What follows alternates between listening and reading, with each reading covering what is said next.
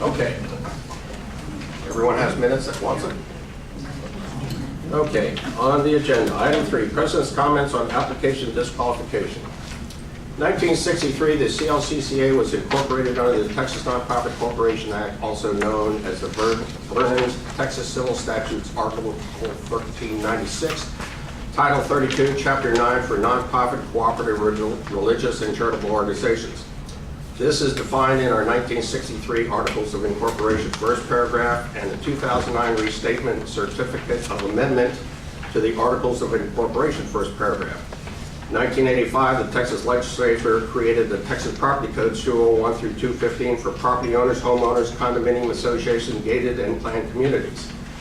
2003, the Texas Legislature took many statutes of law for nonprofits, for-profits, limited liability, partnerships, and other entities and codified them into the Business Organization Code, which took effect on January 1st of 2006 as an option, but became mandatory on January 1st, 2010 for all organizations which rescinded those previous laws, including the Texas Nonprofit Corporation Act. 2007, the CLCCA became subject to the Texas Open Meetings Act and Texas Public Information Act, effective on 9/1/2007, which also placed us under the Attorney General published legal opinions in the application and administration of the Texas Open Meetings Act and Texas Public Information Act, which also include handbooks for both laws. Bylaw 7.5, first sentence, the president shall be the chief executive officer of the corporation and shall see that all orders and resolutions of the board of trustees are carried into effect. This first sentence dates back to at least March 1st, 1988 within our bylaws, and the word shall imposes a duty in the Code Construction Act 311.016. What defines a resolution? Black's Law Dictionary for Legal Professionals states the following: a formal expression of the opinion or will of an official body or a public assembly adopted by vote. Per our attorney, if there is a conflict between community association governing documents, the Texas Open Meeting Act, or the Open Records Act, Texas law prevails. Additional requirements we are subject to, not necessarily in any particular order, is the Texas Property Code, the Business Organization Code, the Certificate of Amendment, bylaws, policies, board-approved resolutions are to be followed. There was much animosity and discontent in the audience when Mr. LeBlanc's application was denied at the June 18, 2013 board meeting. During the March 15, 2011 board meeting and later the April 19, 2011 board meeting, it was determined that an application shall be submitted in person or if not in person with an affidavit, power of attorney, which should have caused bylaw 4.1 to be updated with additional clarification requirements, but failed to be accomplished. Both meetings were presided over by a former president and both motions were made by a former vice president. The March motion came about from the March 7, 2011 Special Election Committee meeting recommending that the applicant appear in person and pays a $20 fee to be listed on the application. A modification occurred at the April board meeting requiring an affidavit if not filed in person. Both were approved by majority vote, becoming a new board resolution. The words trustees may respond to an inquiry on the agenda during public comments per Texas Governmental Code, Code Construction Act 311.016, may creates discretionary authority or grants permission or a power. I, as president, did not respond to any inquiries concerning the election application form what a previous board had already approved 2 years earlier on April 19, 2011, based upon a special election committee report. This resolution now establishes the requirement to appear in person or with a power of attorney if submitted by someone else. I voted to deny the application based upon multiple factors. The board-approved resolution, Election Code 1.007, Bylaws 4.1 and 8.3, plus our 1968 clarification document. I swore an oath of office, which I take seriously, administered by former president. Do you and each of you swear that during your term as a trustee, you will abide by the bylaws, regulation, and code of conduct? I responded, I do, at the June 19, 2012 board meeting after being seated as a new trustee. Since 2009, a former president regained the presidency and remained president for 3 consecutive years. Other resolutions also have yet to be updated policy and bylaws. Even the FTC commercial guideline needs updating for previous board resolution that occurred in June 2009.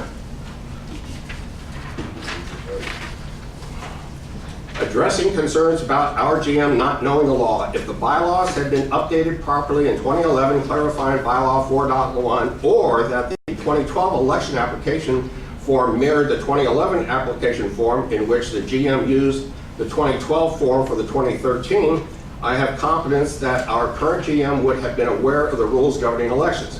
When a former president and current board member submitted the application on behalf of Mr. LeBlanc, the trustee should have briefed the CLCCA staff as to the board resolution that he presided over, voted for, and approved by majority vote.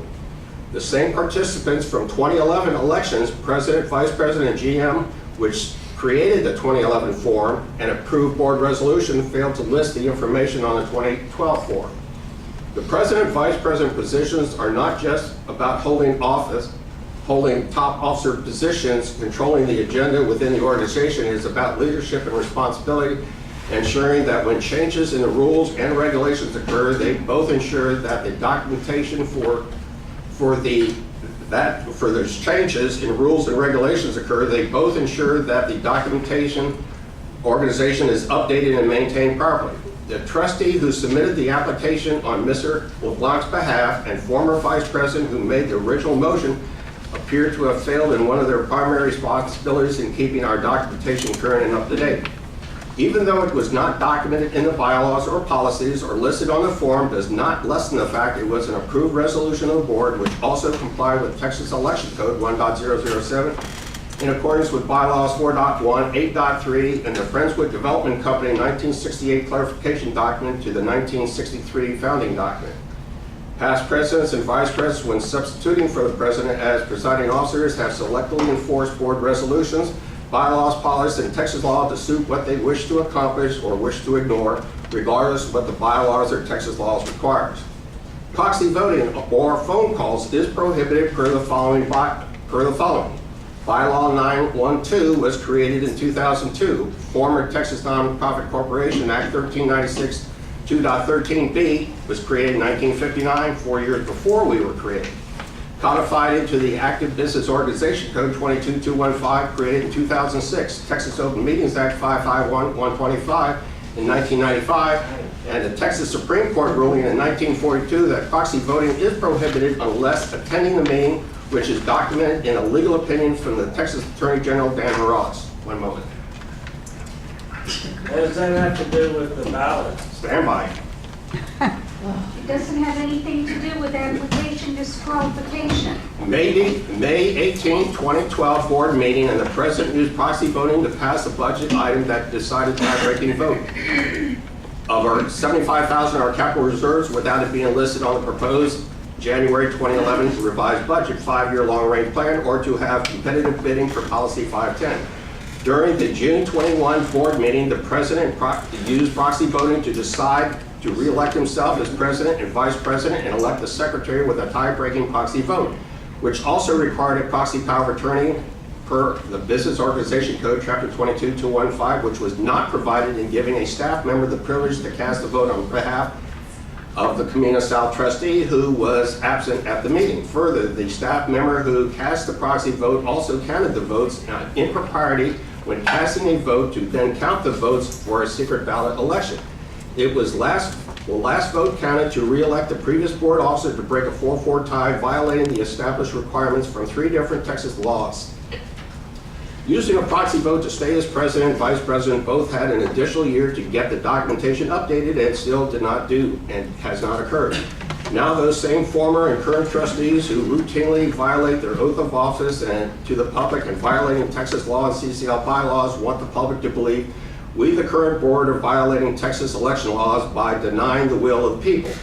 We, the current board, were and are actually following Texas Election Code and the board approved resolutions that a previous board put into place but failed to update our documentation for all to know. Want us to now to violate our oaths of office as they so often did.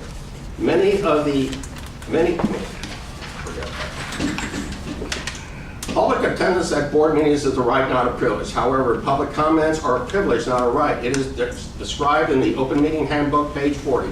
If you should have any questions. If the audience fails to follow the rules and or abuses the privilege during public comments, When speaking, I will suspend the privilege for future meetings for all until we can bring back the rule of law at board meetings. We are the same as a governmental body through House Bill 3674 and through Texas law, Texas Open Meetings Act 5510015 and Texas Public Information Act 552.0036. We do so to allow the public to bring items which we as a board should be informed. Policy 401-8, last revised in 2009, describes the process to allow the public to speak at board meetings, which is currently limited to 2 minutes set by the current and former board members and speak on any subject but only once per session, and I ask you to respect that time limit unless the presiding officer allows further time. The more time a person uses leaves less time for others to speak. 10 minutes is allocated near the beginning of the meeting and 20 minutes prior to going to close. Some may claim ignorance of the laws, but the statement from the Texas Attorney General Greg Abbott, second page behind the page of the Open Meeting Handbook, Texas courts have upheld the statutory duty of public officials to conduct open meetings except in certain limited circumstances and have affirmed that ignorance of the law does not shield anyone from compliance of the law. We are here to serve the community, not each other's personal agenda. We all swore an oath of office in one form or another to follow the law and all legal requirements. All trustees and staff shall follow the bylaws and policy as written until changed in accordance with the bylaws and policy. Code 401-14, Code of Conduct for Trustees and Staff. No more selective enforcement while I'm president. My philosophy is lead by example, not by acceptance. If it is in writing, we follow it no matter where it is located within our governing documents, meeting minutes, committee charters, if I'm aware of the rules of resolution. As president, I am pressing forward to clean up the out-of-date and duplication in our policy and bylaws and other governing documents that previous boards have repeatedly failed to update to make them compliant with the previous board resolution into our bylaws and policies to be in compliance with Texas law. I choose to adhere to my oath of office and follow the resolutions that were created and approved by my predecessors until changed and approved by the Board of Trustees and register with Harris County in accordance with Texas Property Code 202.006 and posted on the website in accordance with Texas Property Code 207.006, which both went into effect on January 1st, 2012. If the property owners who voted for this year's election are still upset, then you should direct your displeasure to those trustees who have a fiduciary responsibility to ensure that our governing documents, such as our bylaws and policies, were current and up to date for elections and other requirements moving forward when they were improved. Comment? Go. Since you're talking about me,